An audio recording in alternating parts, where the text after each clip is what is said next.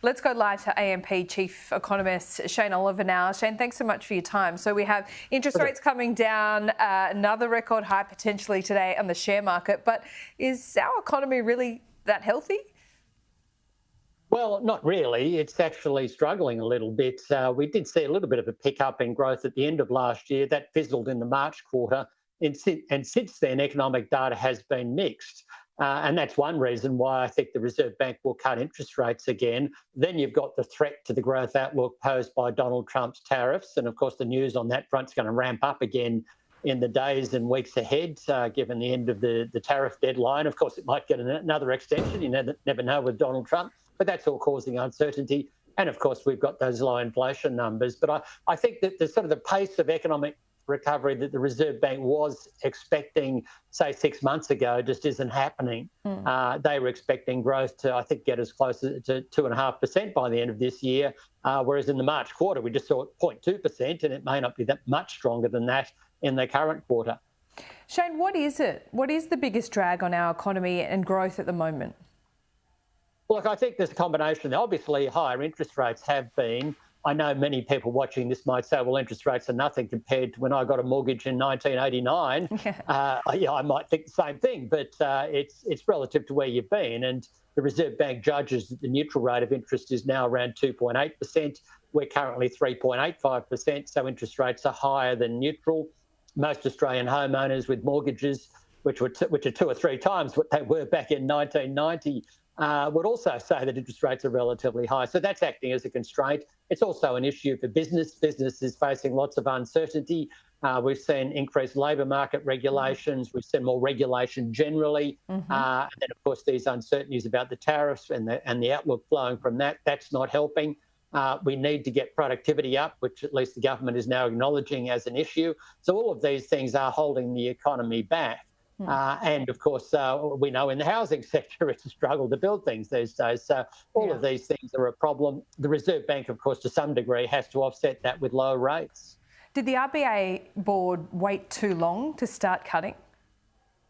Well, you could make that argument. I'm sure if Donald Trump was here, he'd be making that argument. I guess the Reserve Bank got burnt with the inflation surprise of 2022. Arguably, they were too slow to start tightening, and so therefore it's understandable they've been a bit reluctant to start cutting. And of course, at the back of their mind, they're thinking, well, we've still got very low unemployment, just 4.1%, so there's no great hurry to start cutting. But by the same token, I think many households might think, and the consumer spending figures would suggest that maybe the Reserve Bank has been a bit slow. We know there are long lags here. Now we're seeing the lagged impact of all those hikes. And it's going to take a while before the lagged impact of the cuts start to show up. Yeah, absolutely. So how long's the lag time on average? What's the conventional wisdom on that? And do you think this is just one that we might see before the end of the year? How many more would you predict, Shane? Look, I think the average lag is about 12 months, or maybe a little bit longer than that. Obviously, when you're looking at the housing market, it acts a lot quicker, because home buyers anticipate changes in interest rates. So you've seen that recently. But for overall spending in the economy, it's about 12 months. And of course, the Reserve Bank can't just focus on the housing market. They have to focus on the average for the full economy. If we want to fix up the housing market for housing affordability, that's something the government has to focus on. The Reserve Bank can't fix that.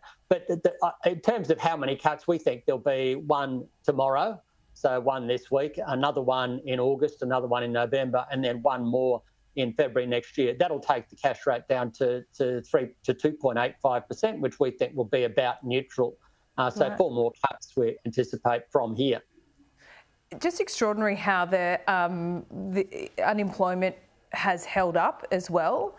The number of people employed. We haven't seen mass job losses. How does that all feed into the economic growth or lack of growth story at the moment?